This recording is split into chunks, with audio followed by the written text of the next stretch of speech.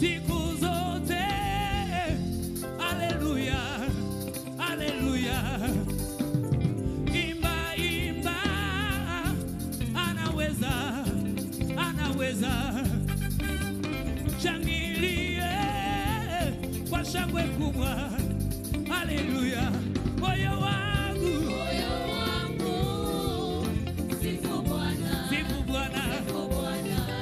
Siku zote, haleluya, haleluya, haleluya.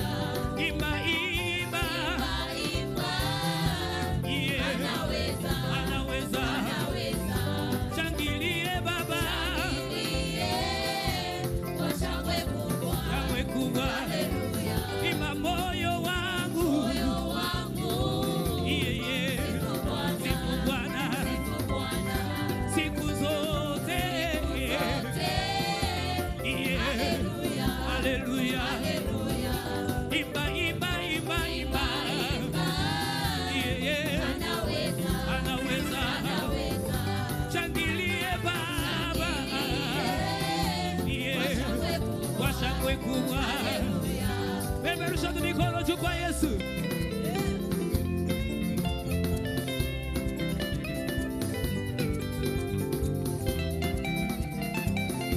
Peperusha mikono juu kwa Yesu.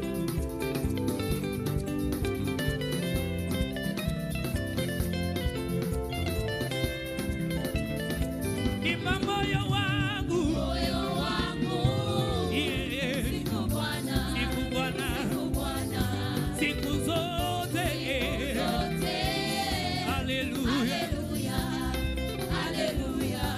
Imba, imba, imba, imba, yeah. Anaweza, anaweza.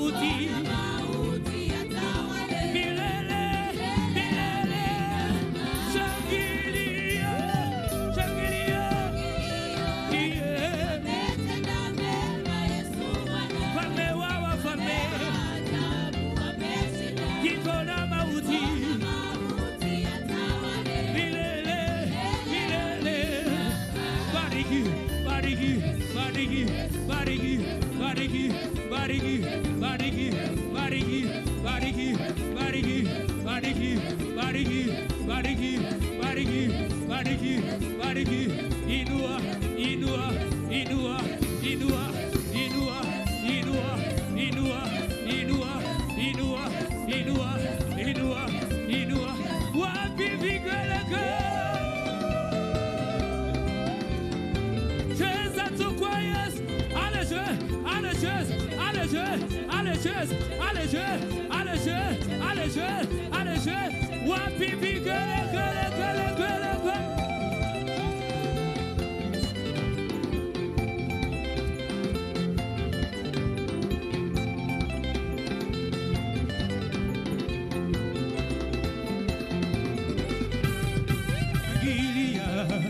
Ametenda mema Yesu, mfalme wa wafalme wa wafalme, kifo na mauti milele milele. Shangilia, shangilia, ametenda mema Yesu, mfalme wa wafalme, kifo na mauti.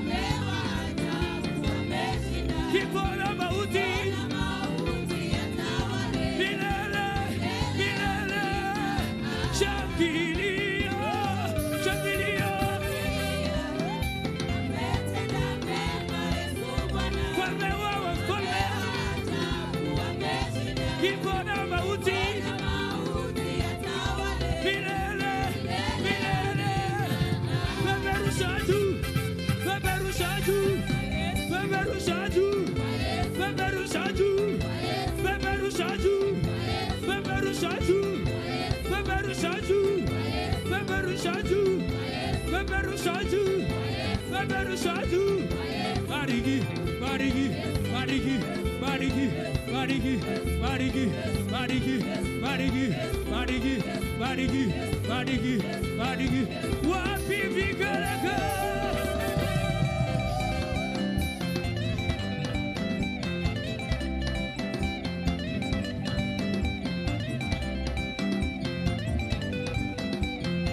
Cheza tu kwa Yesu.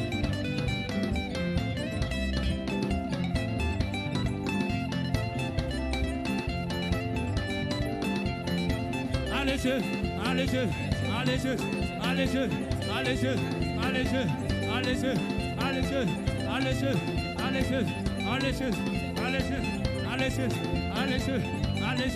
allez,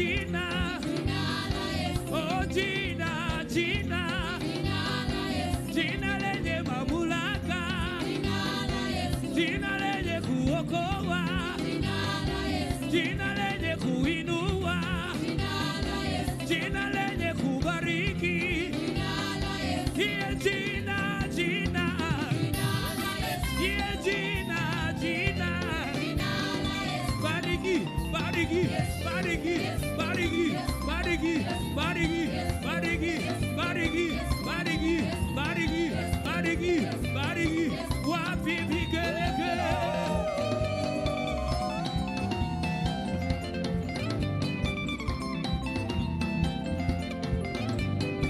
Cheza tu kwa Yesu.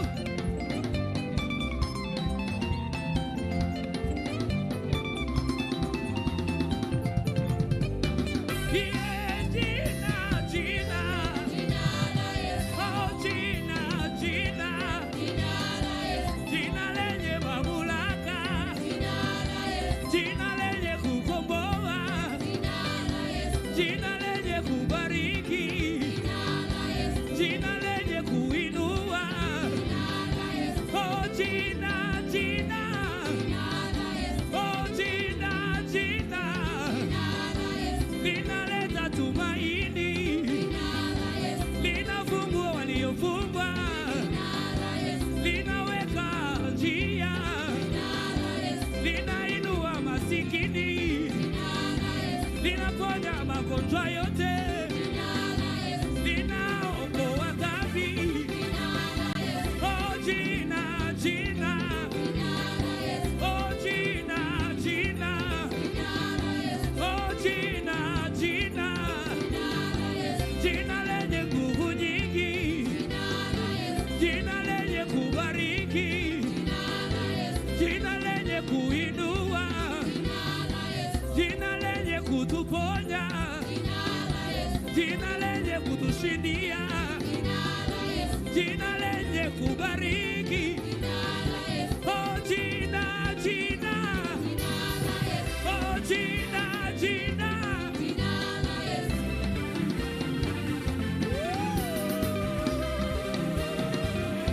Wapi vigelegele, gele, gele, gele, gele, gele, gele. Inua, inua, inua, inua, inua, inua, inua, inua, inua, inua, inua, inua, inua, inua, inua, inua. Wapi vigelegele, gele, gele.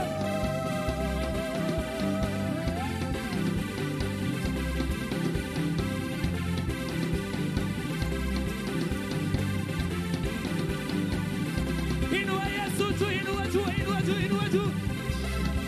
Solis, come on, come on, come on, come on.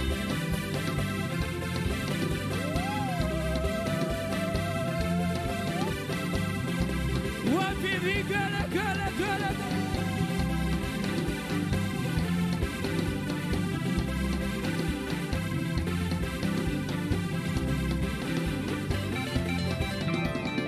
Bariki, bariki, bariki, bariki, bariki, bariki, bariki, bariki, bariki, bariki, bariki, bariki, bariki, bariki, bariki, bariki, bariki, bariki, bariki, bariki.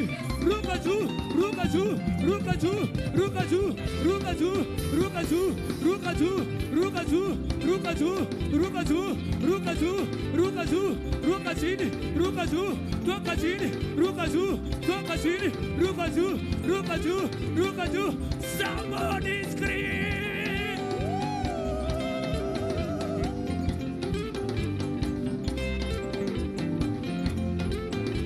Sijaona kumchezea Yesu.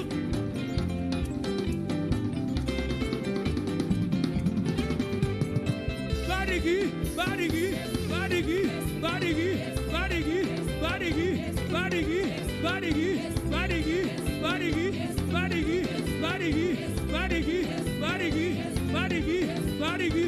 Wapi vigelegele.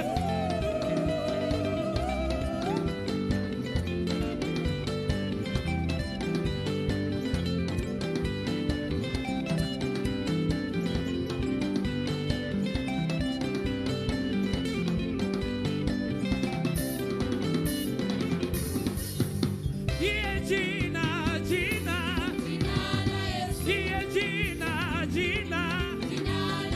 jina lenye mamlaka, jina lenye kuokoa, jina lenye kufungua, jina lenye upendo, jina lenye kuweka njia, jina linalotajirisha, jina linaloweka huru, jina lenye kutuponya.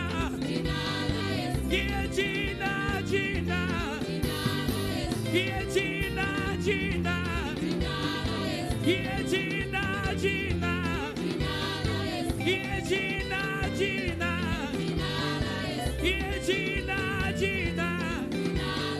Shukashi, shukashi, shukashi, shukashi, shukashi, shukashi.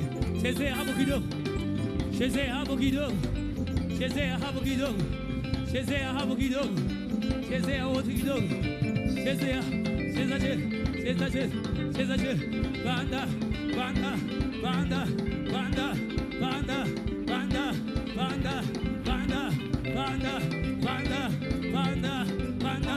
Shukashi, shukashi, shukashi, shukashi, shukashi, shukashi, shukashi, shukashi, shukashi, shukashi, shukashi, shukashi, banda, banda, banda, banda, banda, banda, banda, banda.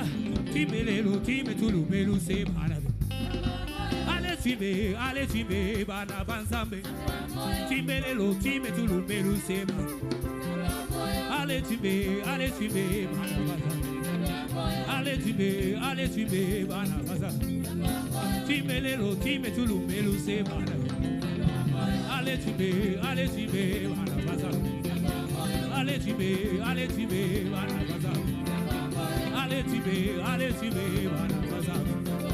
Tunapomusifu viziwi wasikia, tunapomusifu viwete watembea, tunapomusifu tunasonga mbele, tunapomusifu Yesu anatubariki, tunapomusifu anatuinua, tunapomusifu anatutendea, tunapomusifu pako unashuka, tunapomusifu atuweka huru, tunapomusifu anatubariki, tunapomusifu tunaponywa magonjwa, tunapomusifu anatutendea.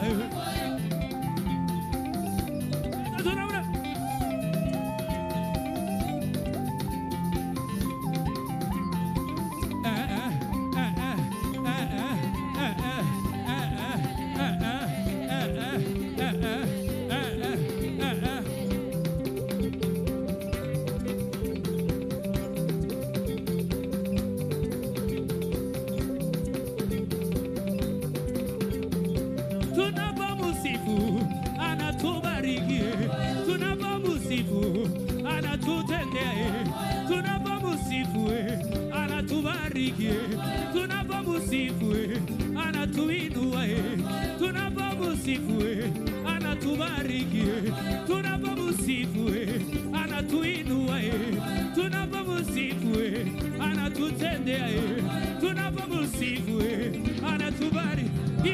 Kele kele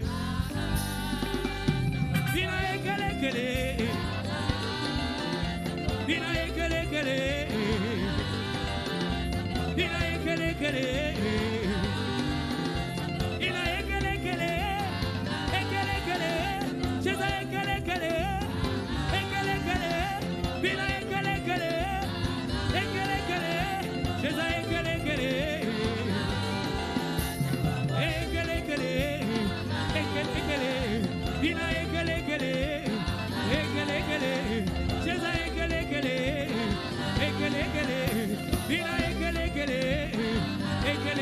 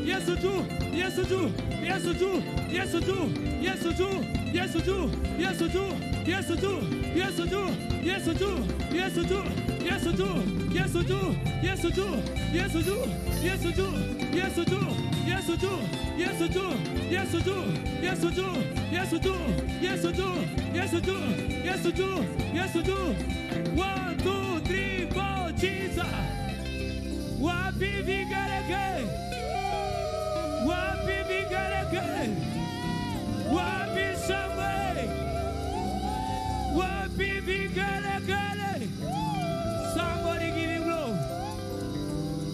He is worthy. It is our worship. It is out to be praised. It is out to be glorified. He is worthy. He is worthy. It is all the glory. It is all the praise. It is all the honor. Mighty God, we give you glory. Awesome God, we give you glory. Rebo Shataraba. Rabo Shandarababa. Rabo Shakarabaya. Rabo Shandirebus. Ribo Shakarabayan. Rabo Shandarabayan. Rabo Shakarabayan. Yahweh, Yahweh, we give you the glory. Yahweh, we give you the glory. Yahweh, we give you the praise. Yahweh, we give you the honor. Yahweh, you are mighty. You are glorious. You are awesome. You are worthy. You are holy. Rebo Shandarabaya. Rabo Shakarabaya. Rebo Shandirebos. Rabo Shakarabaya. Rabo Shandarabaya. Rabo Shakarabaya. You will never ever change. You are the Lord. You remain the same. You will never ever change. My God, you are the Lord. You remain the same. Men can change, but you never change. Our parents can change, but you changes not. Everything around us can change, but you never change. From the rising of the sun to the set of the sun, you remain the same, O Yahweh. Asubuhi, mchana, jioni, usiku haubadiliki, Yahweh. Yahweh. Rabo Shatarabaya. Rabo Shanderebosa. Rebo Shakarabaya. Rabo Shandarabosa. You never change, oh God. You never change, oh God. You are the same yesterday. You are the same today. You will be the same tomorrow. Yahweh.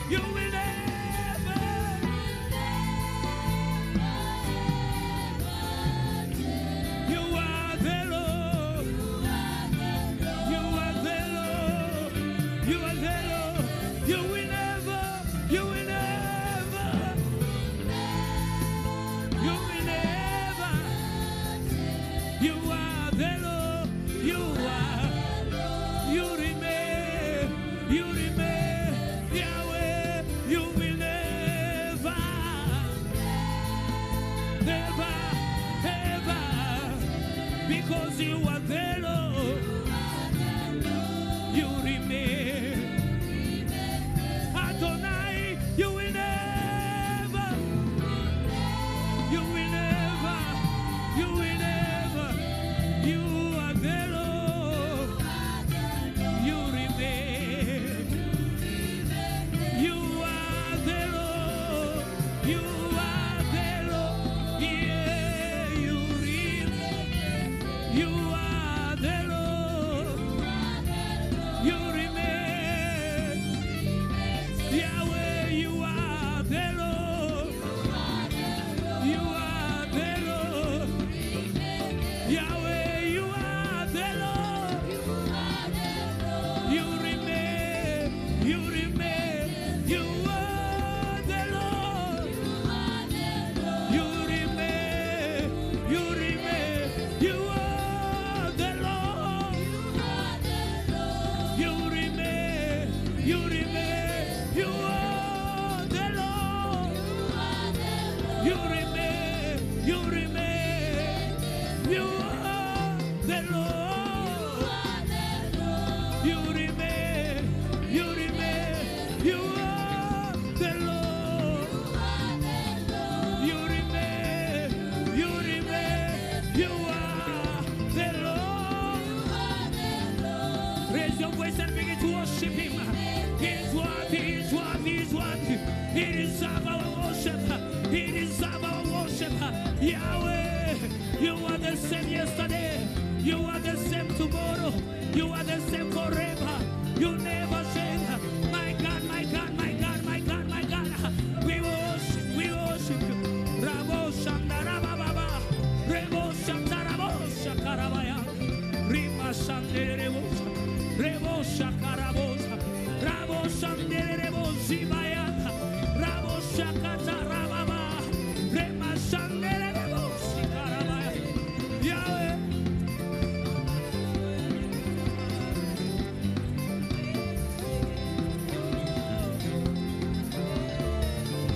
We give you glory.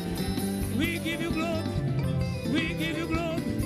We give you glory. We give you glory. We give you glory. We give you glory. We give you glory. Yahweh, we give you glory. All the glory belongs to you. All the honor belongs to you. All our worship belongs to you. We magnify you. We magnify you.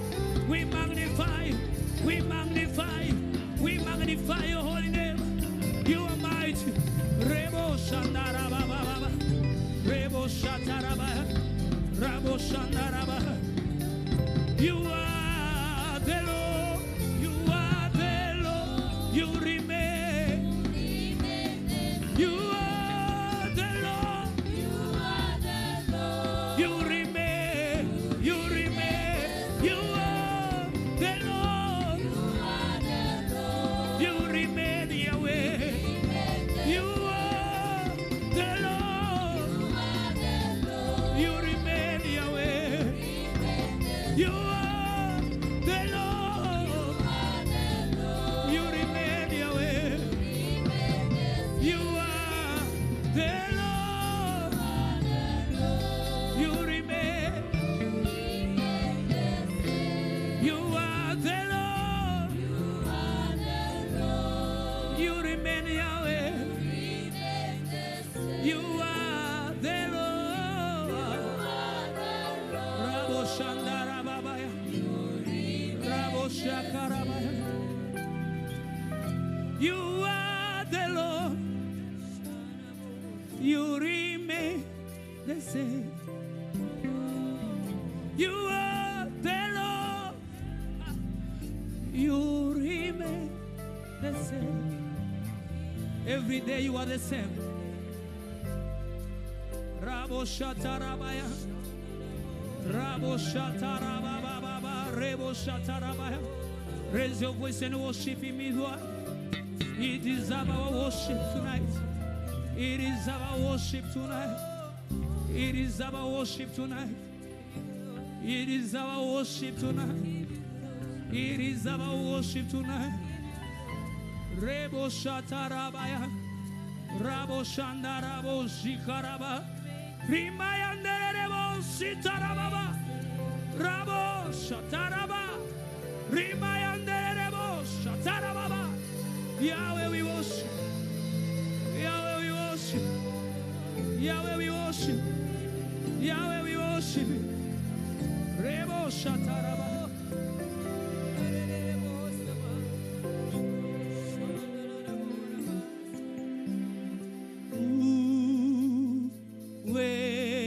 Uweponi mwako kuna amani,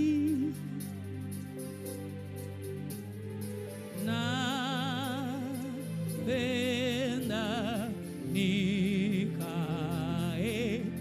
nawe Bwana.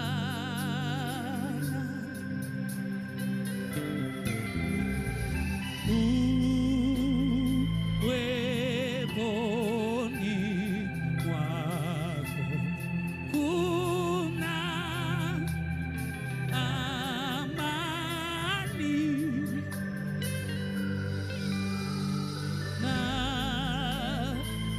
napenda nikae nawe Bwana. Imba na mimi uweponi,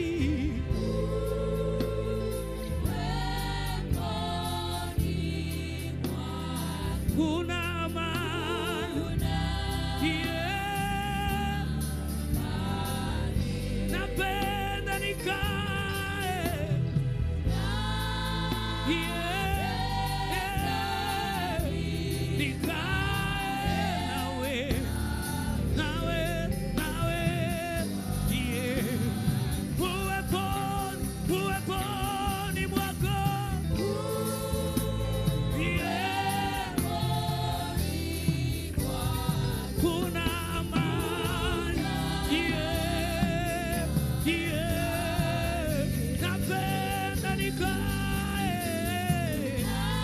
yeah. Napenda nawe.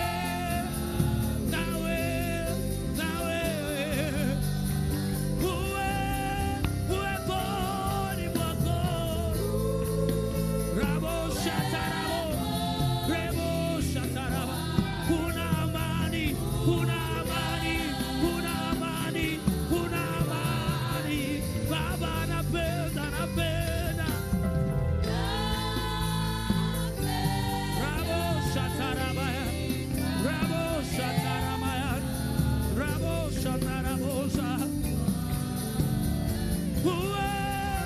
Uweponi mwako, uweponi mwako, kuna, yeah. Napenda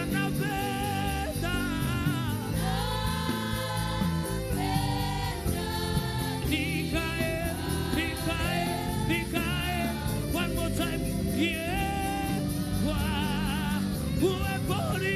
Uweponi mwako, rabo shatara. Kuna amani, kuna amani, kuna amani. Napenda Baba.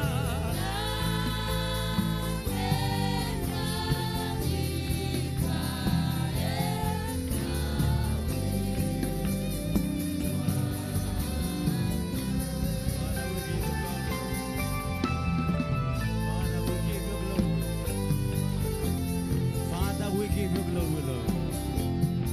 Napenda Bwana nikae uweponi mwako. Napenda Bwana. Napenda Bwana. Napendelea nikae uweponi mwako Bwana. Napenda Bwana. Shigedebedeba.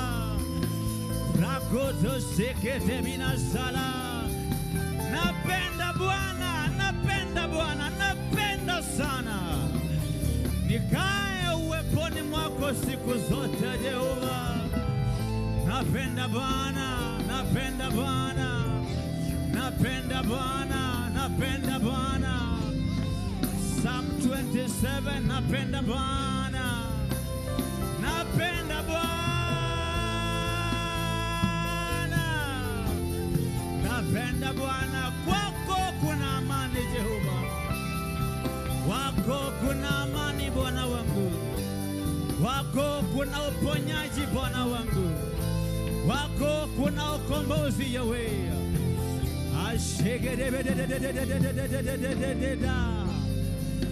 Napenda nikae. Father, we give you glory. Father, we give you the praise. Napenda nikae uweponi mwako. Napenda nikae uweponi mwako Bwana Yesu. Father, we give you glory, Lord. Father, we give you the praise. Weka mikono yako pamoja. Mshangilie Bwana Yesu. Weka mikono yako pamoja. Mshangilie Bwana Yesu. You can do better for the Lamb that has risen from among the dead. Better for Jesus. Better for Jesus. Father, we give you glory. Father, we give you praise. In Jesus' mighty name do we appreciate God. Somebody say amen. We are here by divine invitation, by God's grace. Someone agrees the most reverend. Somebody put your hands together. Celebrate the grace of God in the house. You can do better. You can do better. Amen and amen and amen. Somebody say, Father, in the name of Jesus, tonight, don't pass me by. I'm here to acknowledge visitors. Are you here? Probably it's your first time to pray with us in this service. Nipungie tu mkono wako juu. I have one here. Nipungie tu mkono wako juu. I have another one there. I have another one there. Inua tu mkono wako juu. Nipungie kwa mara nyingine. Wow. Wow. We have over 6 visitors. Appreciate them for me. Keep clapping for them. Appreciate them for coming. You can do better for them. Amen and amen and amen. Our visitor, thank you so much for making time to come pray with us. We are Victor's Assembly Church, House of Celebration. Mtu aseme House of Celebration. My neighbor, when you come here, you can never have a gloomy face again, because sorrow is taken away. My neighbor, in this place, we exchange your sorrow for the joy of our Lord. For the joy of our Lord. If you believe it, put your hands together. Celebrate Him. Amen. Our online viewers across the globe, North America to the South, Europe, Africa, Australia, Asia, all over the world. We appreciate you for being part of this live broadcast at the hour of prayer and praise. I believe your life cannot be the same again, for the life-changing God is in this place. Somebody appreciate our online viewers. Glory to God. Glory to God. With the blessing of my Reverend, I'll ask you to grab your mobile phone in case you have one, and then kindly help me share the broadcast. Go to page Reverend Ruth Wamuyu official page. Kindly grab your mobile phone. If you're not subscribed to that page, subscribe it, like that page, and then share the broadcast. Reverend Ruth Wamuyu live on Facebook and on YouTube. Kindly share that page, and God is blessing us. Kindly share that broadcast. Reach as many as you can. My sister, grab your phone. I'm waiting for you to grab your phone. Kama una simu ambayo inaweza ikashare, begin to tell God, God, remember my life. God, remember my life, I pray. And God is coming to the glory of the Lamb that is room to assemble. Amen. Are you done sharing? Okay, I'm giving you more time. Kindly share that broadcast. Reach as many as you can. Tag your friends, tag your family, and everybody that you can invite to be part of this broadcast at the hour of prayer. I want to believe you are done. Can now put your mobile phone back to your bag, and you look at me as we begin to pray. Shakatada maprakuda zala. Father, in the name of Christ, tonight every enemy of my joy be taken away. I'm praying prayer point number 3, that enemies of my joy hear the word of a living God. Scatter, never to gather again. Open your mouth and begin to pray that prayer. Open your mouth, begin to pray that prayer. Tell God, enemies of my joy, hear the word of the living God. Scatter, never to gather again. Brother Melvin, work on my microphone for me. Anything in me that makes joy to disappear, hear the word of Adonai. Pack your load and go, pack your load and go. Our online viewers, the Bible says, with joy you shall draw from the wells of salvation. Begin to pray that prayer and tell God, enemies of the joy of God in my spirit, hear the word of the living God. Scatter, never to gather again. Thank you, Shipa Hande Gediga Zada, Asheka de Balakatiba Zagada. The prophecy the other day in the book of Prophet Isaiah, chapter number 12, verses number 3. With joy you shall draw from the wells of salvation. Rekepam Atasata, Isaiah chapter number 12, verses number 3. With joy you shall draw, with joy you shall draw from the wells of salvation. Begin to deal with every enemy of your joy tonight in the name of Jesus. Scatter, never to gather again. Scatter, never to gather again. Derico, you can do a better job. Oh God, the enemies of my joy, hear the word of Adonai. I'm not your candidate. Scatter in the name of Jesus. Scatter in the name of Jesus. From the days of John the Baptist, the kingdom of God shall suffer violence. Violent men shall take it by force. Our online viewers across the Caribbean, North and South America, in Africa and in Australia, begin to believe God. And the power of the enemy sitting on your joy, that power is a liar.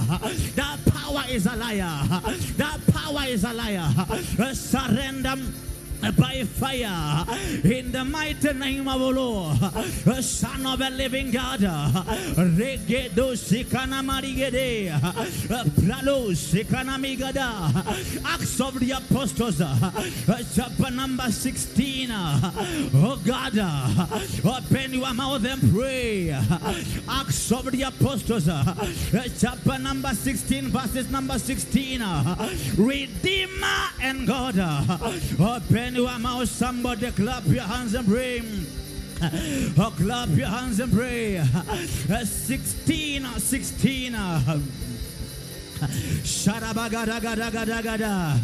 In Jesus' mighty name do we pray.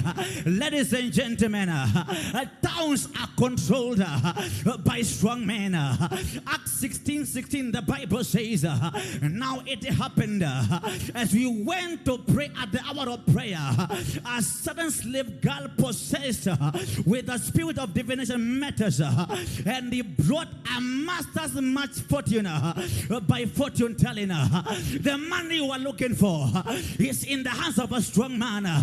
Towns are controlled by strong men, and I came to pray today. Strong man in charge of River Road, hear the word of the living God. Strong man in charge of Nairobi County, hear the word of the living God. Lose my success by fire. Open your mouth, clap your hands and pray. Shatakanda Bragada, Hayadolo Sebregeta. Open your mouth, clap your hands and pray. Our online viewers, there's no vacuum in the realms of the spirit. Towns are controlled, regions are controlled. If you are not in charge of your atmosphere, another power is in charge. I came to pray today, riding on the grace of the priest of this assembly. Strong man in charge of River Road. Surrender by fire. Surrender by fire. A yoke praying or you are playing, open your mouth, clap your hands and pray. If there's a man to pray, there is a God to answer. If there's a man to pray, there is a God to answer. Strong man in charge of River Road. Hear the word of Adonai. We crush you by fire. We crush you by fire. We crush you by fire. Minister Ibrahim, be on standby to the glory of God. Shadele mando gadegata. Open your mouth, clap those hands and pray. We arrest the strong man. We arrest the strong man. We arrest the strong man. We arrest the strong man. In Jesus' mighty and precious name, we put those hands together. Celebrate the God that answers prayer. You can do better. You can do better. Amen and amen and amen. I invite the prison, I invite the ministry of Minister Ibrahim. Put your hands together, celebrate him until he is here to the glory of God. Celebrate him until he is here. Celebrate Minister Ibrahim. Hallelujah.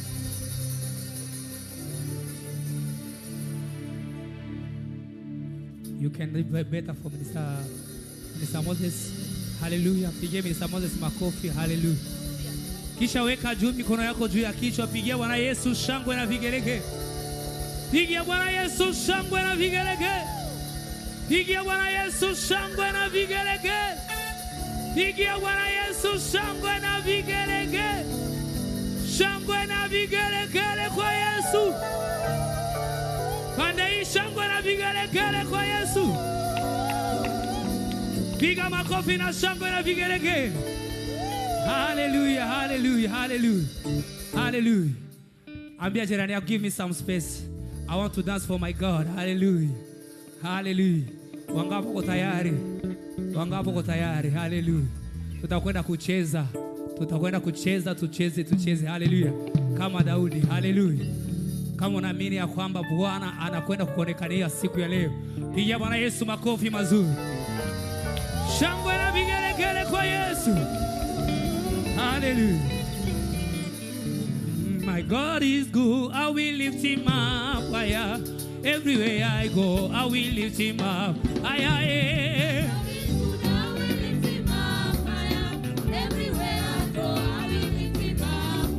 Oh, my God is good. I will lift him up higher. Everywhere I go, I will lift him up higher. I will lift him up higher. Oh, my God is good. I will lift him up higher. Everywhere I go, I will lift him up higher. I will lift him up higher. Take me to Nakuru. I will lift him up higher. Everywhere you take me, I will lift him up higher. I will lift him up higher. He has done me so good. I will lift him up higher. Everywhere I go, I will lift him up higher. I will lift him up higher. Take me to America.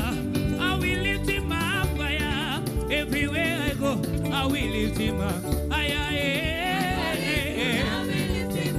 I will lift him up higher. Everybody to be called ju.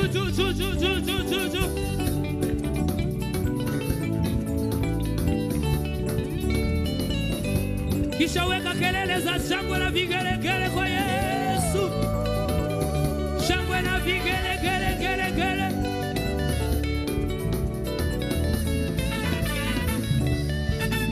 My God is good. I will lift him up higher. Everywhere I go, I will lift him up higher. I will lift him up higher. Oh, my God is good. I will lift him up higher. Everywhere I go, I will lift him up higher. I will lift him up higher.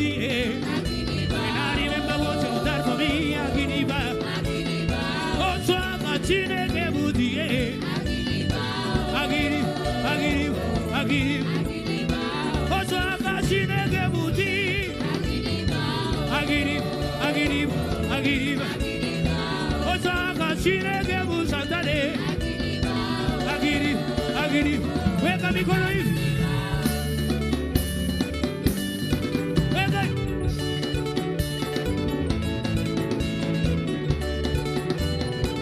Agiriba, agiriba, agiriba, agiriba, agiriba, agiriba, agiriba, agiriba, agiriba, agiriba, agiriba, agiriba.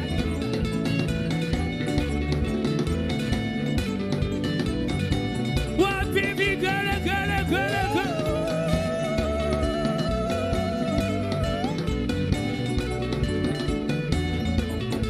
My God is agiriba, agiriba, agiriba.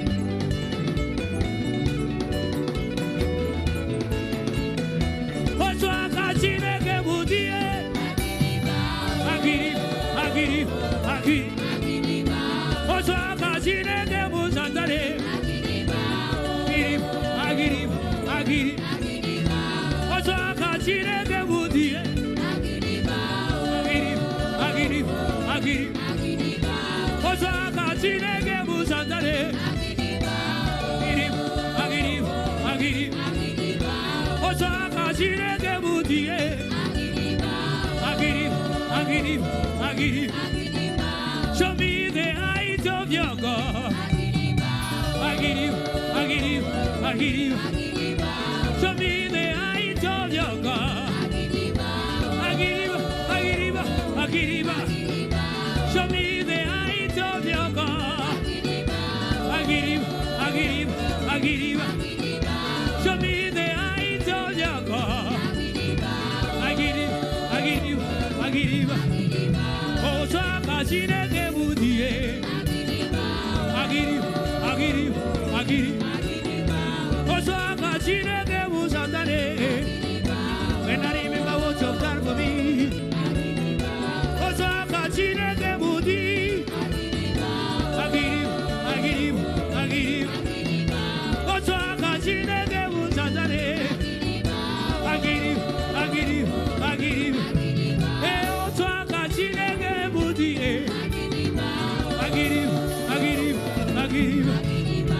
Badigi, badigi, badigi, badigi, badigi, badigi, badigi, badigi, badigi, badigi, badigi, badigi, badigi, badigi, badigi, badigi. Wapi pigereke. Cheza na break.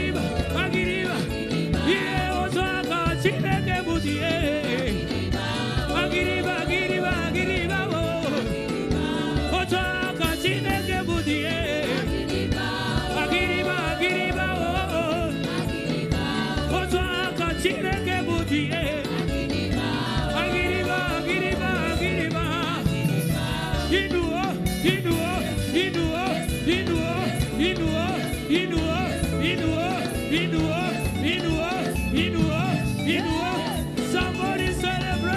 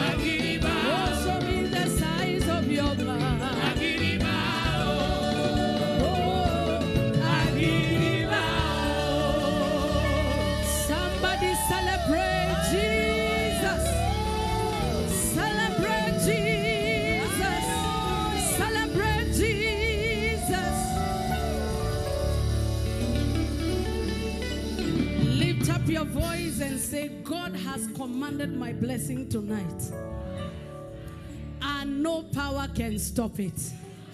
Lift up your hands and say, powers that arrest blessings at night, powers that divert blessings during the day, my life is not for sale. My blessings are not for sale. Return with immediate effect. Return with immediate effect. My blessings are not for sale.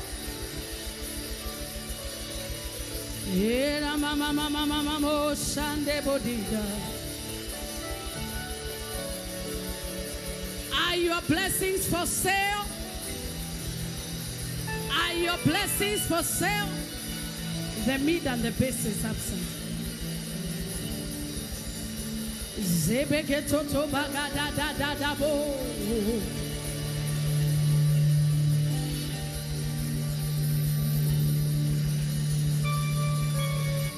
Zibeketo bagadadadabo. That sounds better. Era mama nane sanamamo. In Jesus' name do we pray. Just like we have markets in the physical realm, in the spiritual realm, there are markets where blessings are sold. And many people can pay any price to purchase what belongs to you. Because you already know that the devil has no power to create anything new. The devil has no ability to bring new things. So what he does, he's always on surveillance, looking for which believer is having loose ends, that he may come and steal from them. If your blessings are available, or you are walking outside the covenant, even though the blessing has been commanded and given to you, it may be hijacked on the way. We are going to command all evil traders that hijack people in the spiritual highways. You must return what belongs to me. I can't hear you. I can't hear you. That's why Daniel prayed and God answered him. But still, the blessing was not in the hand. Was the blessing commanded? Yes. Did it arrive to the destination? No. And it was Daniel praying? Yes. But there is something that was needed. It is attention and aggressive spiritual warfare to make sure that though it is commanded, I will not go and sleep. Though the word has been declared in the service, I'm not sleeping. I am going to lesson in warfare. I was just talking with one of us who they won a green card, you know them. And once they told me that during COVID, what they used to do is that every opportunity they had every week, they would bring weapons of war and have me pray for them. And at every night when they got an opportunity, they will go to the gate of the embassy and declare the door has been opened. No power can close it. Against all odds, when green card holders were not being given interviews, they were given interviews. And within the window it was open, they traveled. God has already commanded your blessing, but you must do something. Tell your neighbor you must do something. There is a realm of wishful thinking where many believers are stuck. You just think because God spoke, it will come without a fight. No wonder Timothy was told, learn how to wage warfare with the prophetic word that has been given to you. God has already spoken and commanded a blessing upon you. But if you sit back and wait for it to be automatic, tell your neighbor, for me, there is nothing automatic in the spiritual realm. Tell them there is nothing automatic in the spiritual realm. Anything can change anytime. It means that the enemy can steal from you and suddenly you become a billionaire. It also means you can be a billionaire and overnight you become poor. I pray that in the name of Jesus, that your level of spiritual vigilance will be lifted. I pray that the spirit of a spiritual warrior will locate you in this service. It is not just receiving the word, it is learning how to wage war with the prophecies that have been given to us. I know God has spoken that in blessing I will bless you. They even tell you you are an international pastor, but until it manifests, the war continues. Would you lift up your hands and say, all demonic traders that sell blessings in evil markets, hear the word of the Lord. Whatever you are trying to divert that belongs to me, I stop you in the name of Jesus. I stop you in the name of Jesus. I stop you in the name of Jesus. Stop the ministry of evil traders and evil markets.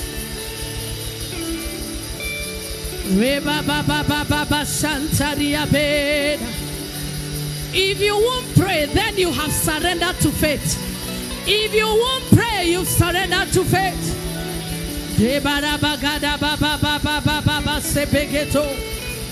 Rata baba baba baba baba zeketo. Raba baba baba shanta raba babo. Reche te te te raba gada da da da bo. Mandere bo shanta raba gada de. Zebeketo to to roba da da da da da de. Zabagato te te be zebeketo tata.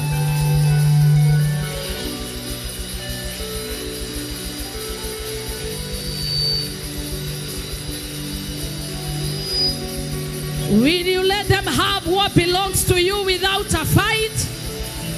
The first day you prayed, he answered.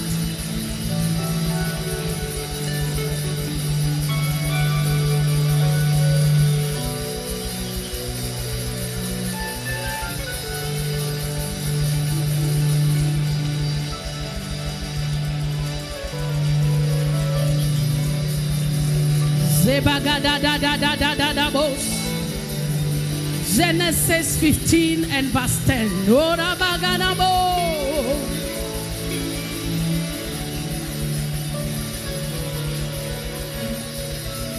In Jesus' name do we pray.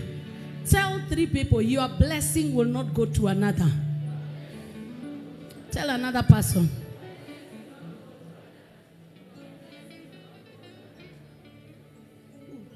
Who says and it comes to pass? Unless the Lord has commanded. That's why you hear that the wealth of the wicked is laid out for the just. There is a power of divine transfer. It is a principle in the spirit. Just like God is able to take wealth from the wicked and give to you.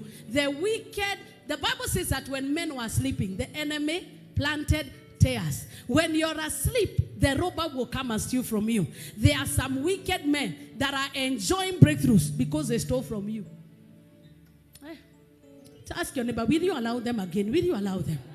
Will you allow them again? In the meantime, you are saying, I just feel I don't want to pray. I just feel I don't want to tithe. I just feel. When the wicked are coming, they put feelings aside.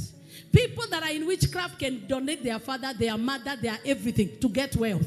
They don't care about life. It is only the believer in the new modern day church that will say, God is stealing from me. It is too much I've been praying. You cannot pray and shed blood like Jesus did. Tell your neighbor, put more effort.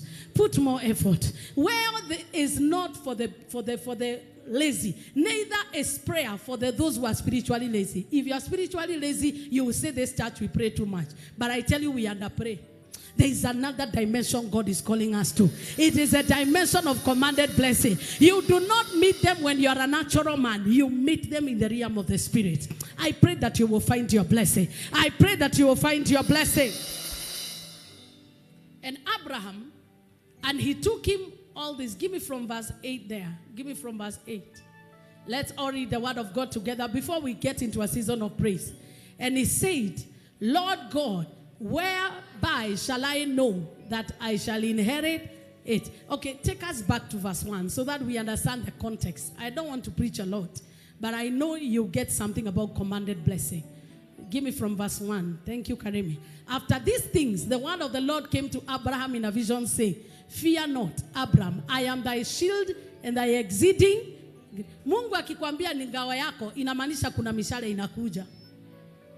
For thou, Lord, art a shield for me. You're my glory and the lifter of my head. For thou, oh Lord, art a shield for me. You're my glory and the lifter of my head. So when you hear God introduce himself to Abraham as a shield, it means that there are arrows that are coming. He must duck them because God is with him. And Abraham said, Lord God, what will thou give me, seeing I go childless? And the steward of my house is this Eliezer of Damascus. Verse 3. And Abraham said, Behold, to me thou hast given no seed, and lo, one born in my house is my heir. Verse 4. And behold, the word of the Lord came. Somebody tell your neighbor, and behold, the word of the Lord has come. That your blessing is in the house. Your blessing is already here. Hey! But that is not enough. Saying, this shall not be thy hair, but it shall come forth out of thy own bowels shall thy hair. This time he's even Abraham. The name is not changed yet. And then verse 5. And he brought him forth abroad and said, Look now towards heaven. He has not even changed his name. Abraham is not even born again. That is why God is able to reign on the wicked and reign on the righteous. The righteous will hide in prayer, but the wicked will pursue. Wake up very early in the morning and pursue. I pray that you will arise. Come out of that false comfort. Tell your neighbor, come out of that false comfort. Yes, come out of that false comfort, thinking that things will flow. That thing will flow until the time of John the Baptist. The kingdom is still suffering violence. What is the violence about? The thief. Satan is not sleeping. He is looking for whoever is sleeping. He is a daily watchman. And his work is to see which door is open. Which believer is gossiping. Which believer is living in sin. Which believer is not aligned to the word of God. So that by the time the angel of blessing is coming, they hijack them on the way. But our praise today, any diverted angel of blessing, we are rerouting them to our doorstep. We are rerouting them to our houses. The money they stole from your account, it is coming back in the name of Jesus. The husband that God had already given you and was stolen by witchcraft, they are returning in the name of Jesus. Open your mouth and say, every diverted blessing must come back to me. Must come back to me. Are you interested? Are you sure you are interested? I want you to say, every diverted money must come back to my account. Every diverted helper must enter my life again. Piga kelele na useme amen. Mungu alitoa Abraham akamwambia, come forth. Toka mafichoni. Come fight the real battle. He had already told him, I blessed you, I will give you nations. Abraham and Sarah, come, I shift you, don't carry anybody. But until this happened, it had not been actualized. And he brought him forth abroad and said, look now towards heaven and tell the stars, if thou be able to number them, And he said unto them, so shall thy seed be. That is a commanded blessing of an offspring that is countless. Verse 6, and he believed in the Lord, and he counted it to him for righteousness. The problem with most of us, even when God speaks, we don't believe. We know you believe when you speak what you are speaking. We know you believe if you're already actioning what is preached. It is not enough to hear. We know you believed if you begin to act on what you heard. Hey, tell your neighbor, we know you heard. If you begin to act on what you heard, and it will be counted as righteousness before God. Yes, that is the only way. And then he said, I am the Lord that brought thee out of Yagesagi to give you this land to inherit it. So about your coming here, we know it's the Lord. That case is settled. About you finding VSC, we know it is the Lord. There is no argument about it. About you where you have reached, we know it's about the Lord. But kuna kitu ingine. Verse 9, he told him, we are waiting. And he said unto him, take me a heifer of 3 years old and a she-goat of 3 years. Kama ni Mkenya wa kawaida. Heifer of the, how do I count? How am I supposed to know? 3 years. You can't even take 2. If you are a proper Kikuyu, you cannot even take this mature one. And a ram of 3 years old and a turtle dove and a young pigeon. Verse 10. And he took unto him all this and divided them in the midst and laid each one against the other. But the birds divided he not. Verse 11. And when the falls came down upon the carcasses, Abraham drove them away. You would have imagined because it is of the Lord, the carcass will not come. Anytime there is a slaughter, even the devil will appear. Anytime you are about to be blessed, the first person who knows you are about to be blessed is the devil. So that he may take your spoil. But the devil is a liar. Today we are drawing the line by the blood of Jesus. And when the sun was going down, it means it was in the morning. The carcasses, if it is the way we know Israel, it must have been smelling by now. That's why the ravens were coming. And when the sun, a deep sleep fell upon him. And lo, a horror. Anytime you sleep, there will be horror. Anytime you sleep, holy fine things will happen. He was never supposed to sleep, I guess. So me ata siski kuomba. Ata nikikuja siski kuja ibada. Endelea. And then you begin to say ati Mungu ana favorites. Hakuna favorites. Everybody is judged according to how active they are when God commands a blessing. I don't know whether you get me. And he said to Abraham, no, surely that thy seed shall be a stranger in the land. Si bado amempromise vitu serious hapo. You shall not count. And then anamwambia, you shall be strangers in that land. And you shall serve them. And they will afflict them for 400 years. I wish Abraham never slept. And also that nation whom they shall serve will I judge afterward. They shall come out with great substance. Verse 15. And thou shalt go by to thy fathers in peace. Thou shalt be buried in good age. There are revelations that you will never access unless you step into dimensions of commanded blessings. God gave Abraham a command that he may give him a revelation of 400 years. What God wants to do next year, he revealed it to you maybe when you were 15 years ago. So what you are harvesting right now is not what I'm preaching. It is a culmination of the promises that you have been working with. That's why the enemy will make sure that in the day of your blessing, you will not sow for your future. Hey, I don't know that we are hearing. There are people when they get blessed, they forget God. What happens is that as you exhaust your account, 10 years to come, we will look for you, we will not find you. What happened? What you are doing for the Lord to speak, you stop doing. This is a commanded blessing that God called Abraham into. Because when God wants to command a blessing into your life, one of the key things he looks for is obedience. I don't know whether you're hearing me. And obedience is not actioning on your feeling. It is doing as instructed. Are we communicating? So ask your neighbor, are you still hearing him? Are you still hearing? If you're not hearing him, go back to where you lost his voice. Because God wants to invite you to reveal to you what he will do. He already told Abraham, but for you, you will be buried in old age. But for your generation, I want to reveal to you what will happen. Because they are not like you. What were they? They were murmurers.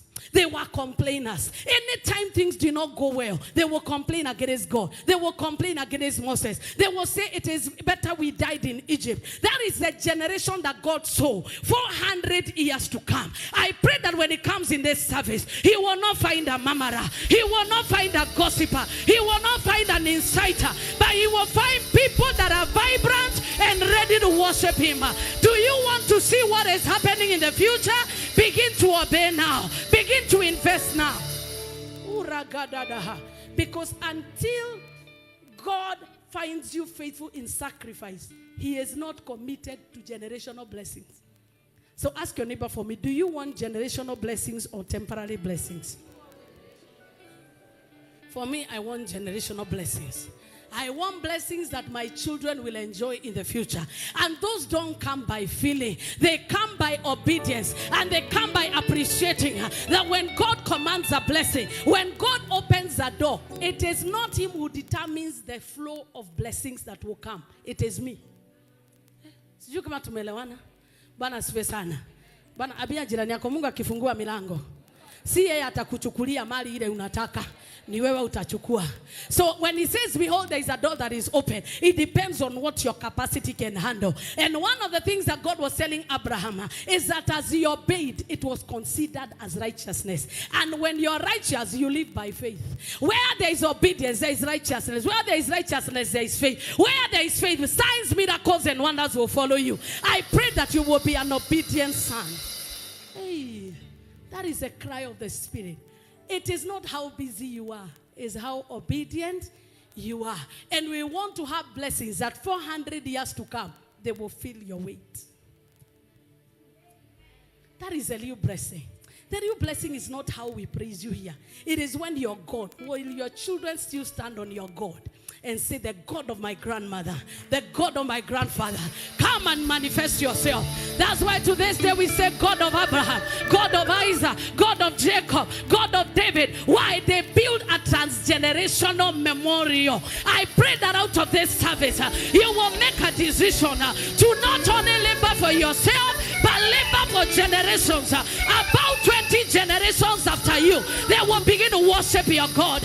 Open your mouth and say, oh God, help me. I see the children of Taffy. I see her children's children. Her children's children. They will still be lying and standing on the altar I've erected by my obedience.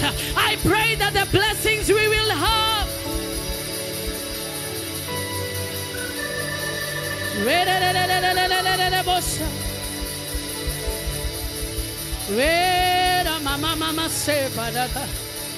In Jesus' name do we pray. And because we are living in a generation of selfish people, they don't care about tomorrow. They're like Hezekiah. God regretted why he added Hezekiah more years. Because before the years were ended, he would go to the wall and say, remember what I have done. But in the 15 years that God added him, he forgot him. And he started showing the Babylonians with all the reserves and all the treasures that were hidden in the temple.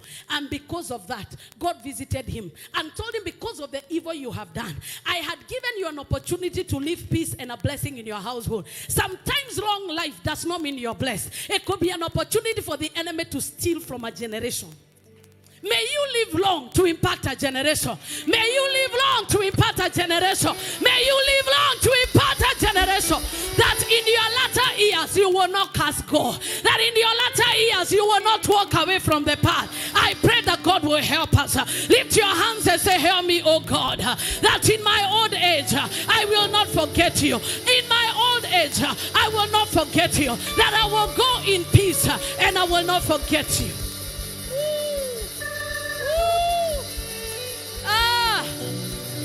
Hear me, church.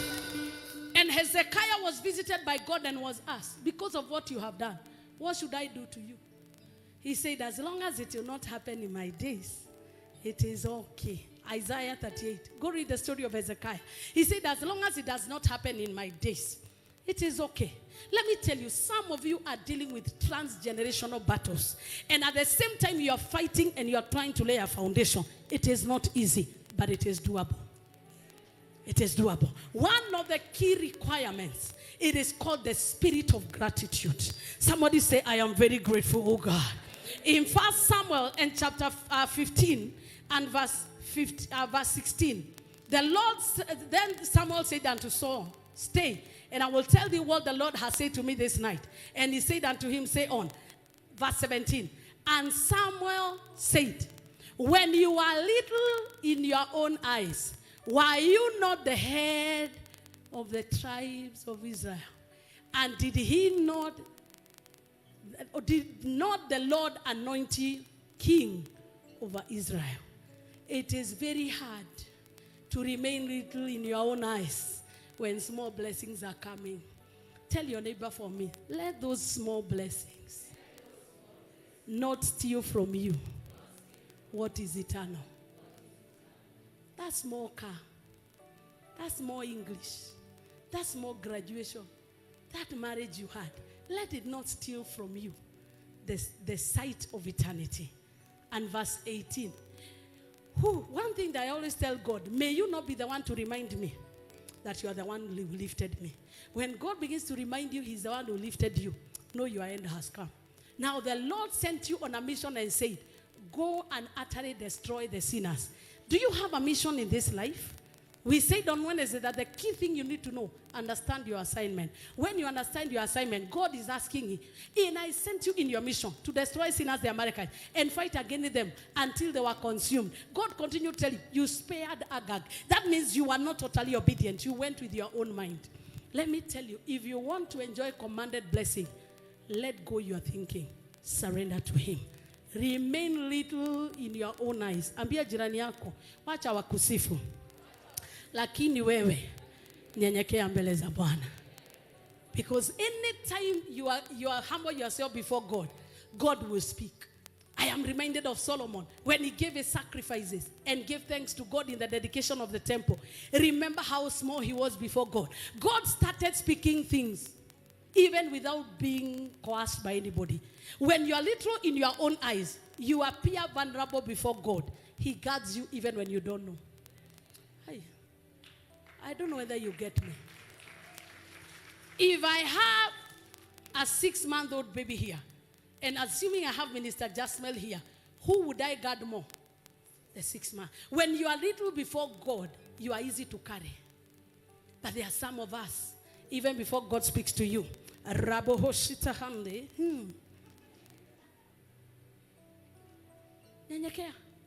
we know you are humble if you are sendable.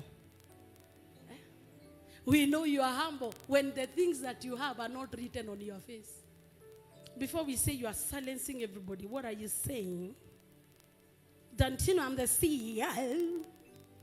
CEO wako. God is the CEO of the universe. And he has never ever appeared in any street to remind you who he is. You keep reminding people who you are because you are empty.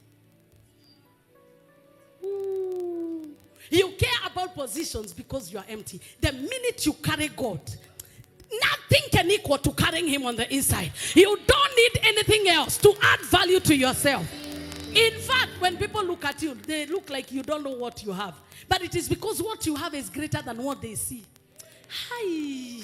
I pray that God will be bigger in your life. I pray that the glory of God will be bigger in your life. Lift up your hands and tell him, Lord, I want you to increase in my life. I consider myself small in my own eyes. Let's humble ourselves before God for 2 minutes.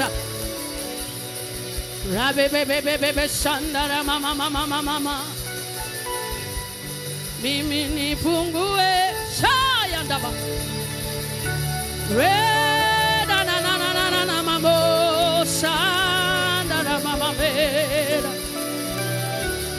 Are you still small in your own eyes?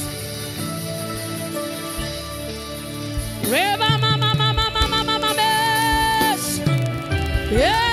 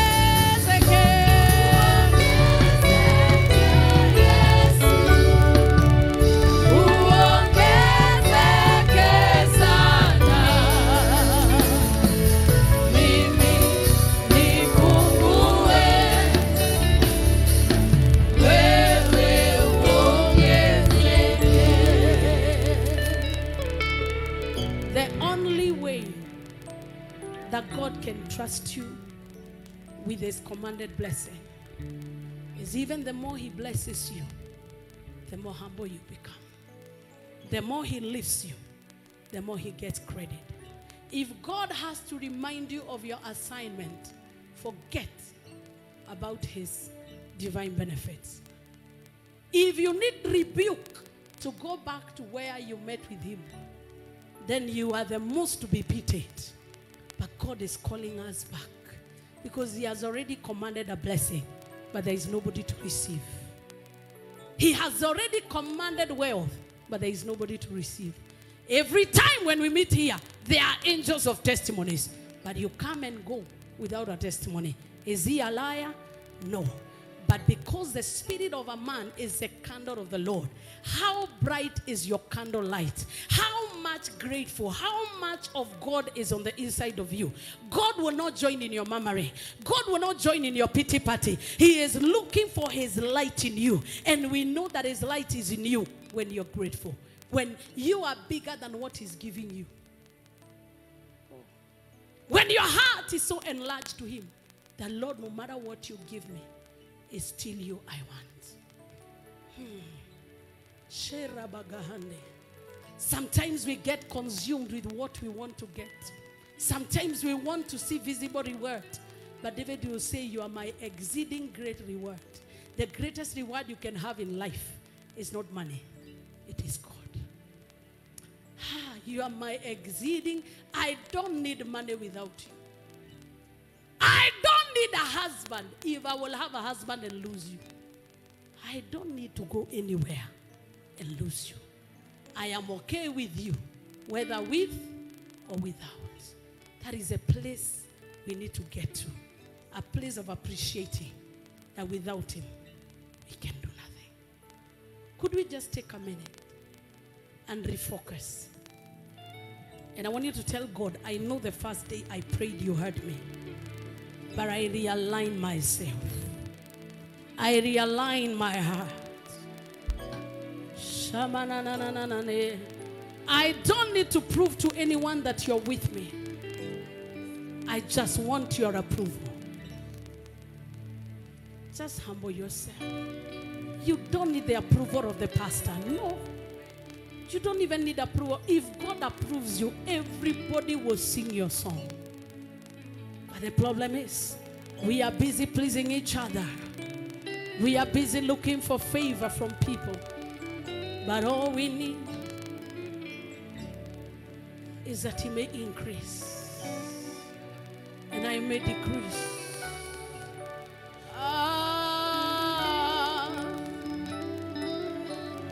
Nachotaka niwe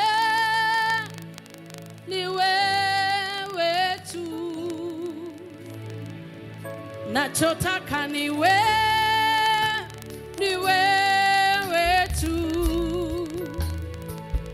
Haja ya moyo wangu Yesu. Haja ya moyo wangu Yesu. Nachotaka niwe nachotaka ni wewe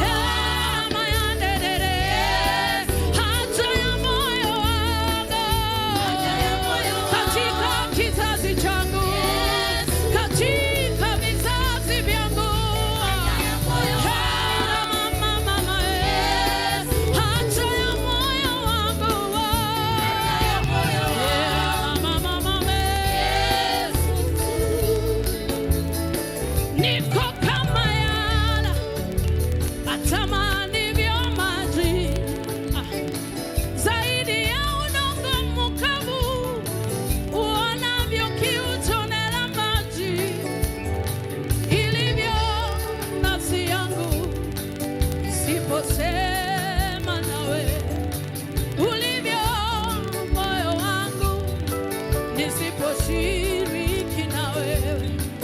Haya, oh, mama,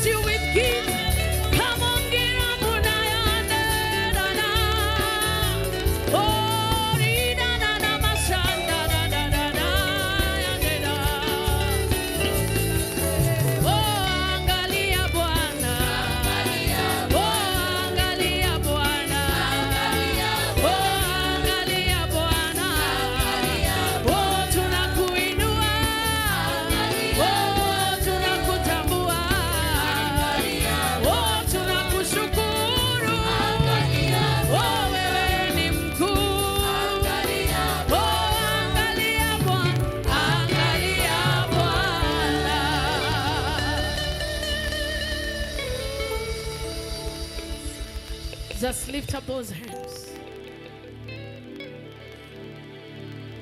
All we need is you. Before the blessings, it is you. After the blessing, it's still you.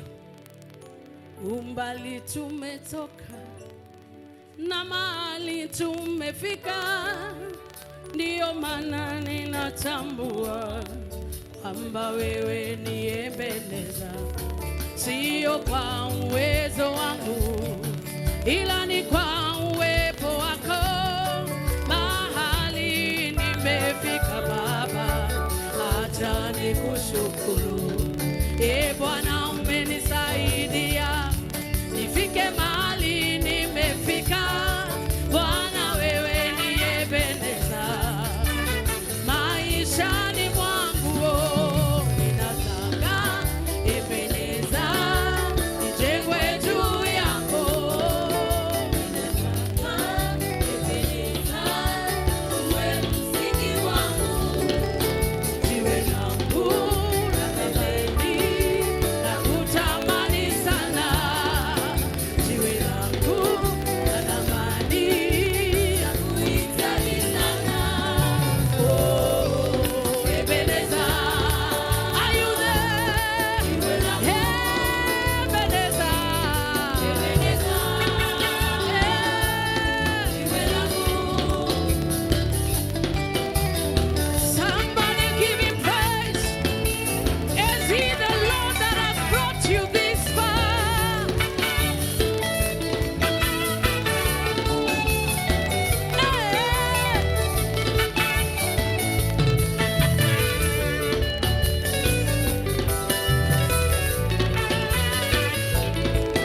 Ninataka maisha yangu yajengwe juu yako. Ninataka ndoa yangu ijengwe juu yako Baba. Ndoa zilizojengwa juu yako Yawe hazivunjiki kamwe. Nyumba zilizojengwa juu yako Yawe hazivunjiki kamwe. Ninataka uimbaji wangu ujengwe juu yako, maana wewe ni sauti yangu, wewe ni uzima wangu. Ninataka Ebeneza, ninataka are you there? Jiwe langu la pembeni la kutamani sana, jiwe langu la thamani la kuhitaji sana. Oh, Ebeneza, Ebeneza, inua mikono sema Ebeneza, Ebeneza, Ebeneza, Ebeneza, Ebeneza, tunakupenda leo. Ebeneza, Ebeneza, jiwe langu. Father, we give you praise. You're the solid rock on which we stand. You're the solid rock on which we stand. Inua moyo wangu ili mimi nizungumze nawe. Inua moyo wangu ili mimi nizungumze nawe. Inua moyo wangu ili mimi nizungumze nawe Jehova.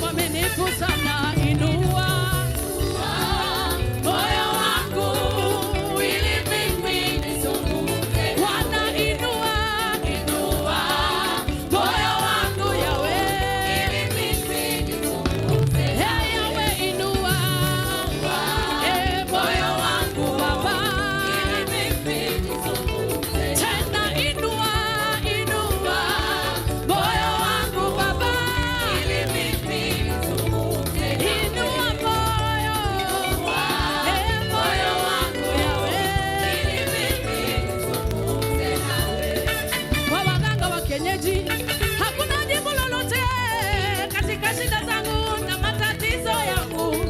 Neno la Mungu lasema, barikiwe mtu yule anayemtumaini Mungu Baba Mwenyezi. Oh, inua moyo wangu ili mimi nizungumze. Baba, inua moyo wangu ili mimi nizungumze. Yawe, inua moyo wangu Baba ili mimi nizungumze. Na yangu umetenda mema, Bwana umetenda mema. Tunakuinua, tunashangilia. Bwana umetenda mema, umetenda mema, umetenda mema. Bwana umetenda mema, Bwana umetenda mema. Twalibariki jina lako Baba wa mbinguni, jina lako Baba wa mbinguni. Twalibariki jina lako Baba wa mbinguni, somebody pray. Twaliinua jina lako Baba wa mbinguni, jina lako Baba wa mbinguni. Umetenda mema, haya umetenda mema.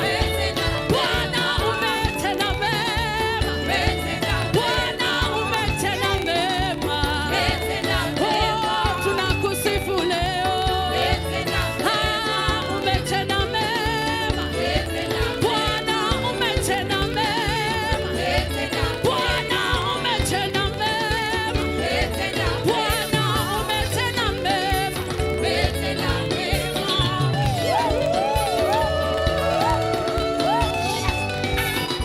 Somebody scream.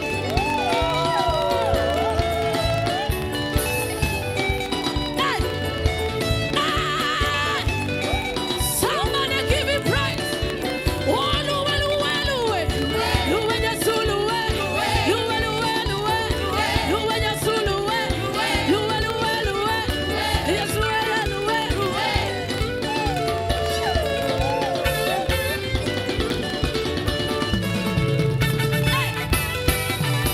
Somebody scream.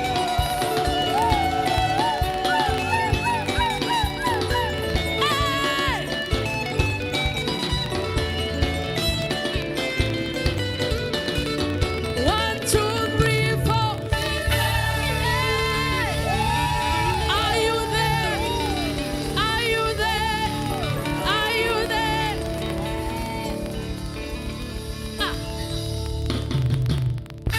Sema, baraka yangu ni yangu na haitaenda kwa mwingine. Nimekataa kabisa. Your name is a strong tower, Jesus.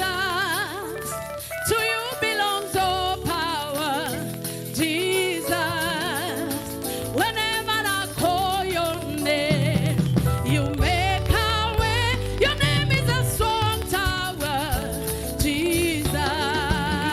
Your name is a strong tower, Jesus. To you belongs all power, Jesus.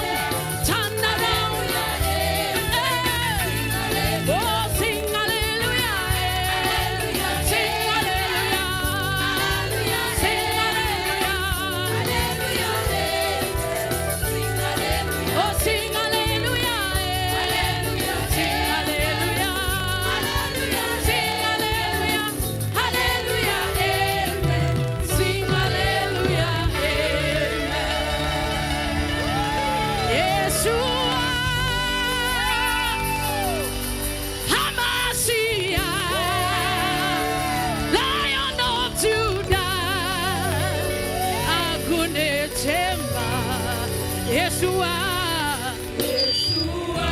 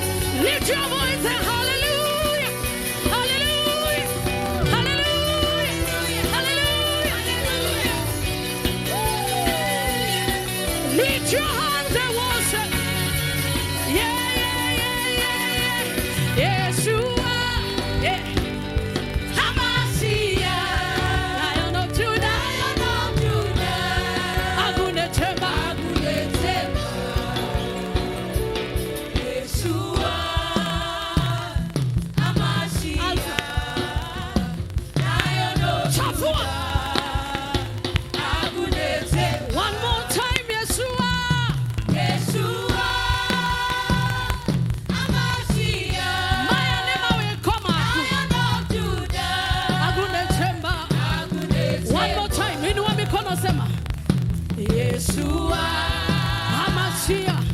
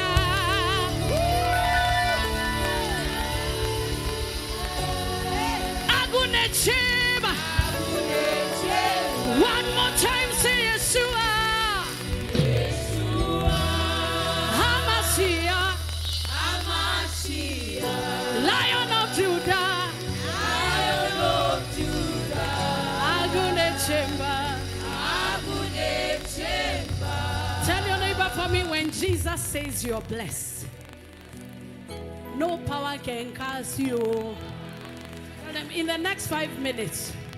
Tell them in the next 5 minutes. Reorganize your yes with his yes. And by Sunday, you will come with 2 testimonies. If not 5.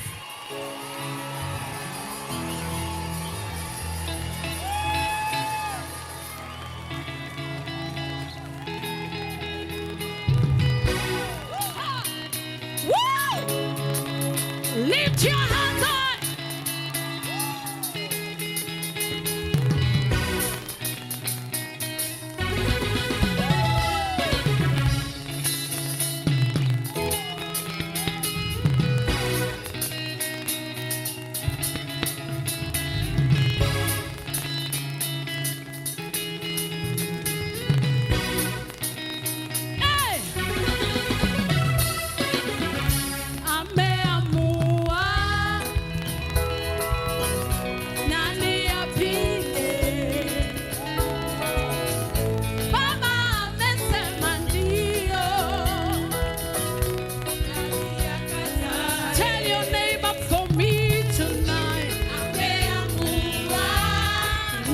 apige?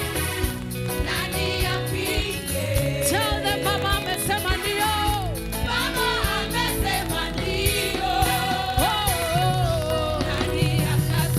Look for another neighbor.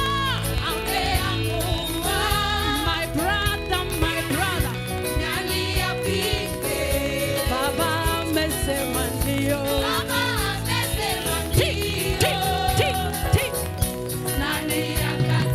Turn around and say, ameamua.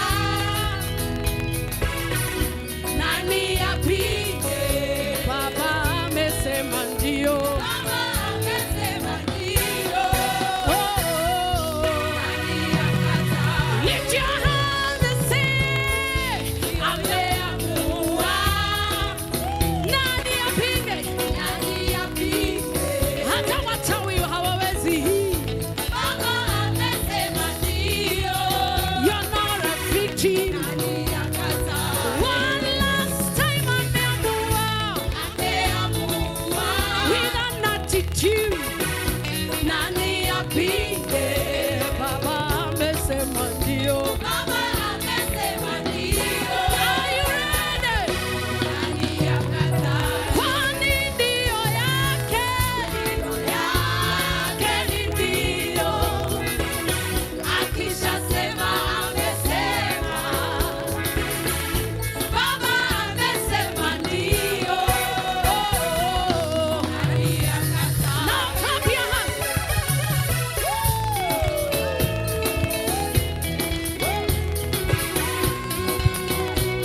Unaongeza na nduru.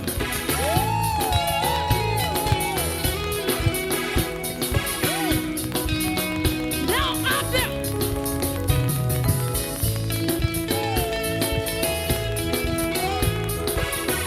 Akishasema amesema.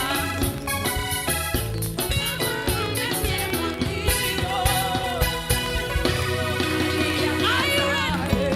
Ndio yake. Akishasema. Baba amesema ndio. Na ndio yake. Ni ndio. Baba amesema. Oh, ndio yake. Chakadabadadadabos. Baba amesema ndio. Oh, inua mikono ndio. Hasemi ndio na ni hapana. Baba amesema ndio. Ena uolewe. Hey, ndio yake. Ni ndio. Akishasema amesema. Baba amesema ndio. Oh, nani akatae?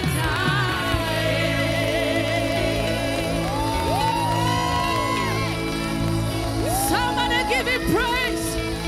Somebody give him praise. Somebody give him praise. Somebody give him praise. Somebody give him praise. Somebody celebrate him. Take a minute and appreciate him for all you have done in my life, for every good thing that I see. Lord, I say thank you. Lord, I say thank you.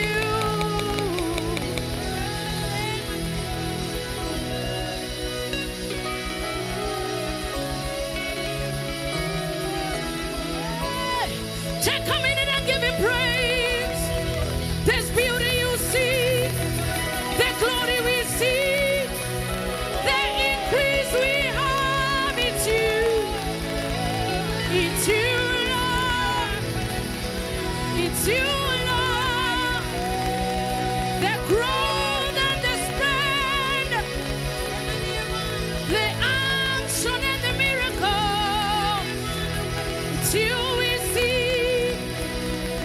you we see the beauty and the glory, the wealth and the riches, the healings and restoration. It's you we see. It's you we see. No, it's your honor. It's you we see. We give you glory for who you are. Give you glory for what you do. Unacheza kama wewe. Unabariki kama wewe. Nainua jinsi ulivyo. That's why we praise you this night. We give you all the glory.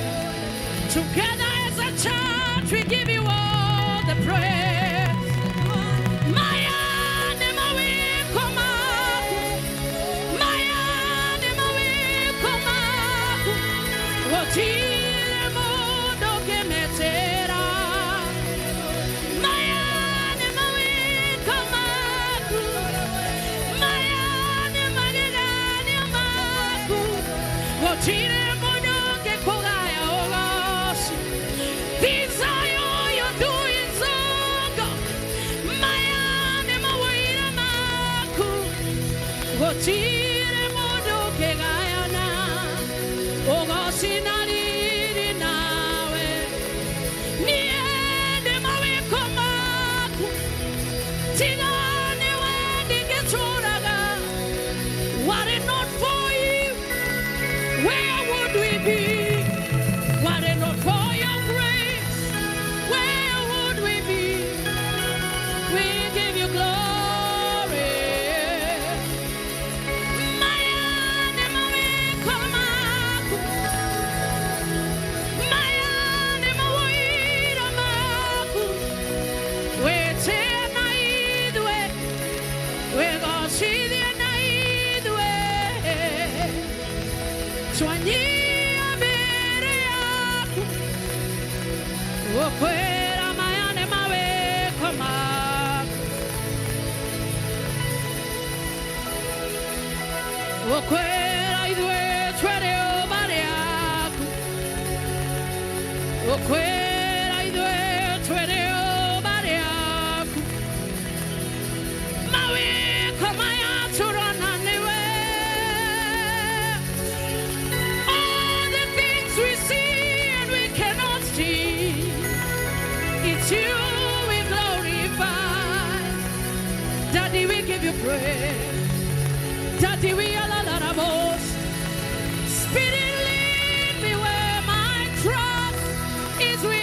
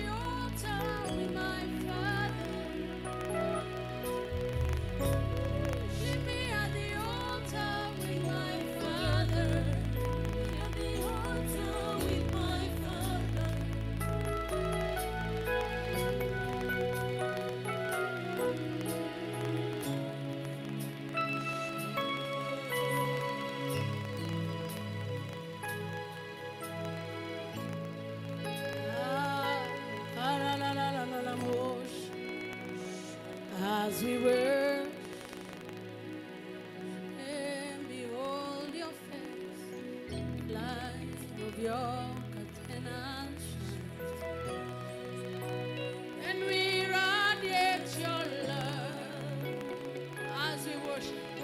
As we worship and behold your face, the light of your countenance shines on us, and we radiate your love. As we worship, As we worship and behold your face, the light of your countenance shines on us, and we radiate your love. your goodness, Your goodness looks good on us. Your goodness looks good on us. Everywhere your glory. Everywhere your glory. your goodness looks good on us. Oh, Your goodness looks good on us. Your goodness looks good on us. Everywhere your glory.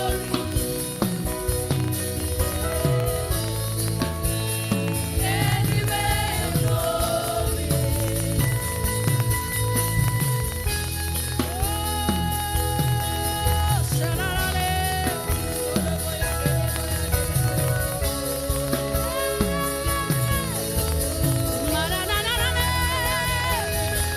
Jesus, we give you glory. Jesus, we give you praise. Your goodness looks good on us. Your goodness looks good on us. Everywhere you glory. Everywhere you glory. Spirit, lead me when my trust is without borders. Let me walk upon the waters. Wherever you will call me. Take me deeper than my feet could ever wander, and my faith will be made stronger in the presence of my Savior. Spirit, lead me where my trust is without borders. Let me walk upon the waters. Wherever you would call me, take me deeper than my feet could ever wander, and my faith will be made stronger in the presence of my Savior.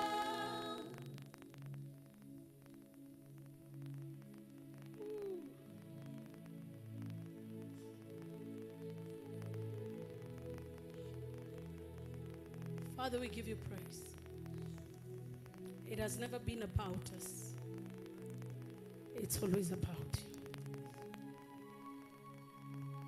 And all we pray this night is that you will not have to remind us where you got us from. We remember. We remember very well where you cut us out. The journey we have walked with you. How can we forget? We remember when we had nothing. We remember when we were nothing. We remember when we felt like nothing. And when we looked like nothing. But from glory to glory. Pace to pace. Walk upon walk. We found we are never the same. We are not where we used to be. And we know we will not remain where we are. We acknowledge you. You do not have to remind us, God. who we were when you favored us. We are aware. There was nothing in us to be desired. We were no better than others. But mercy said no. Your mercy. It's by your mercies we are not consumed. It's by your grace we are being revealed. It's by your favor we are shining. Thank you. First it was fragrant, then it turned to fire. My worship is my weapon. This is how I win my battles. First it was fragrant, then it turned to fire. My worship is my weapon, because this is how I know to win battles. As I worship you today, let me win another battle. Let me taste a new fragrance.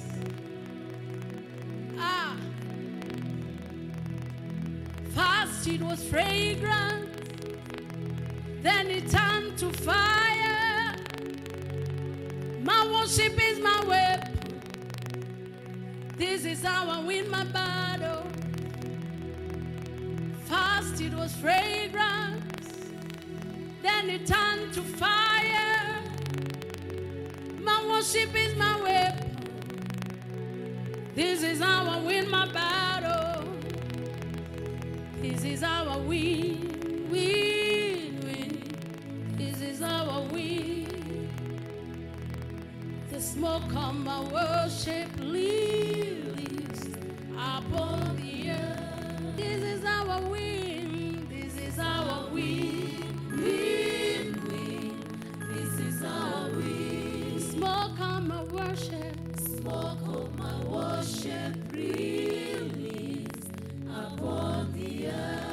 This is how I win. This is how I win, win, win. This is how I win. The smoke of my worship lilies upon the earth. First it was fragrant, then it turned to fire. My worship is my weapon. This is how I win my battle. First it was fragrant, then it turned to fire. My worship is my weapon. This is how I win. Celebrate your great victory tonight. The fragrance of my worship rose up to the Father.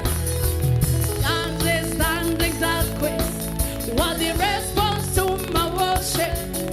The fragrance of my worship rose up to the Father. Noises standing that quiz was the response to my worship. The fragrance of my worship rose up to the Father. Oh,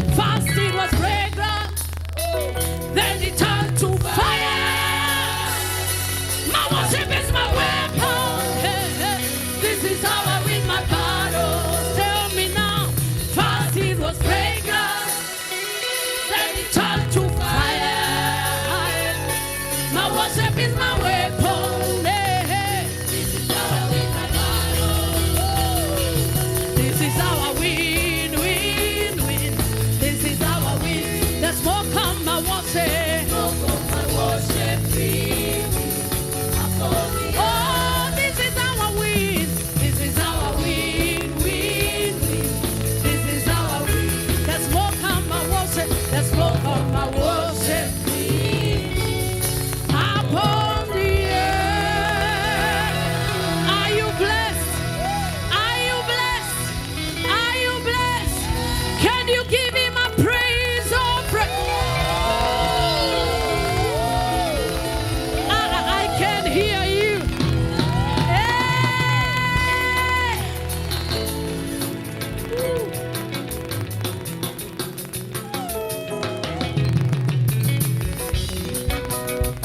Cheers!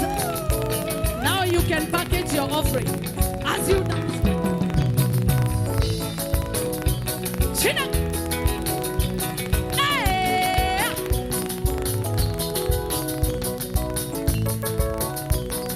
Uzuri wako ni bora kuliko maua. Uzuri wako ni bora kuliko maua. Uzuri wako ni bora kuliko maua. Uzuri wako ni bora kuliko maua. Kuliko maua. Kuliko maua. Kuliko maua. Hey! Cheer! Ah! Hey! Hey!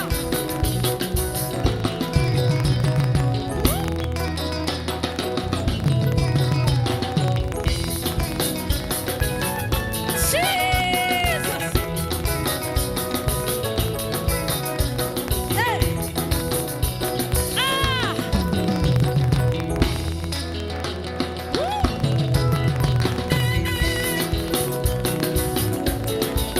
Twende Kosti wapendwa.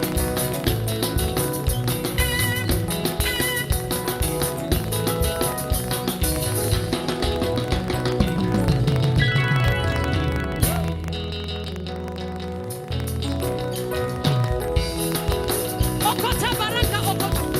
Okota. Okota. Okota. Weka kwa kikapu, weka kwa kikapu, weka kwa kikapu. Okota baraka, okota. Okota baraka, okota. Okota. Tunaokota. Okota title deed. Okota mzee mzuri. Okota. Okota visa. Okota. Okota. Okota. 1, 2, 3. Wake up.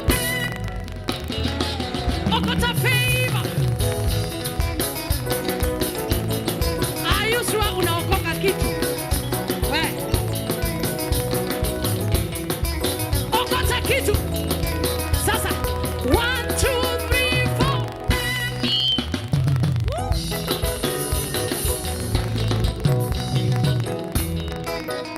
Hey.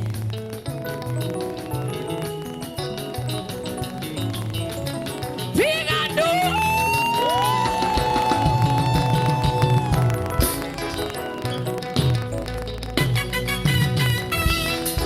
Soka neneria.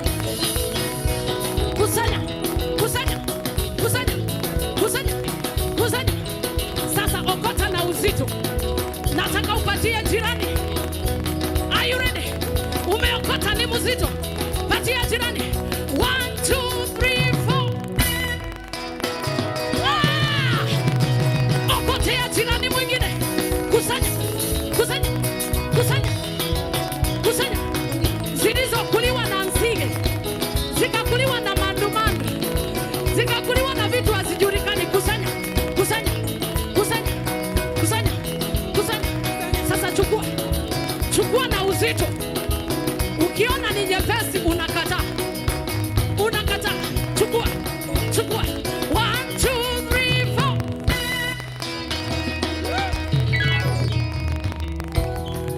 Hey! Are you happy? Ooh. Now do you have your offering? In case you wait, stop it. Let's collect offerings first. So the number to give is 0722. Hey, Jesus. What are those realms? Those are high realms. We have access by praise. Ooh. Ooh. Take what you need. We are not where we were. We are in another dimension. As you have your offering, begin to command all the wealth in the hands of the wicked. I am of age now. Hand over. Hand over. Hand over. I am of age now. In this realm, you shall ask, and it shall be given. Even before you say amen, there shall be a performance. Father, thank you. Thank you for what you've done tonight. Ooh, I feel a move of God happening in your finances. Most of you will feel a weight in your hands. Receive the blessing of a Father. The inheritance you've been waiting for. Take it wherever you are. Take it wherever you are. Take it wherever you are. That title deed you've been waiting for, receive it. That journey that has been delayed, receive a release. That gift that has been dormant, receive a spiritual activation.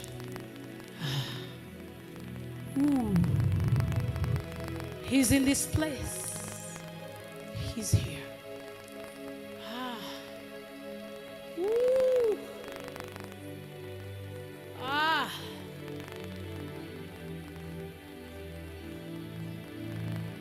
I can see the Lord removing things and putting things. Whatever needs to come out, let it come out. Whatever needs to get in, let it get in. Thank you, Lord, for the transfer. Thank you for the exchange. That person believing God for a transfer, receive it right now. Receive it right now. Receive it right now. That person where your blessing was exchanged and given to another, let it go to its rightful owner. In the name of Jesus. To call the praise. I speak and pronounce a blessing upon your gift and upon your giving. In the name of God the Father, the Son, and the Holy Spirit. Everybody shout amen. God is already moving. If you feel him moving, don't sit down yet. He's already touching people. Shanda Bagadesh. He's already moving. I feel a weight of God upon people's lives. There are blessings that are leaving one place and getting into your life. And there are some issues and problems and weights you are carrying. They are being transferred back to the sender. Back to the sender. Let the transaction. Today is like a business meeting. The Lord was doing great business with us. Let every dead stock be removed out of your business. Let every dead stock be removed. Open your mouth and kick out that dead stock. There is a transaction. There is a transactional anointing.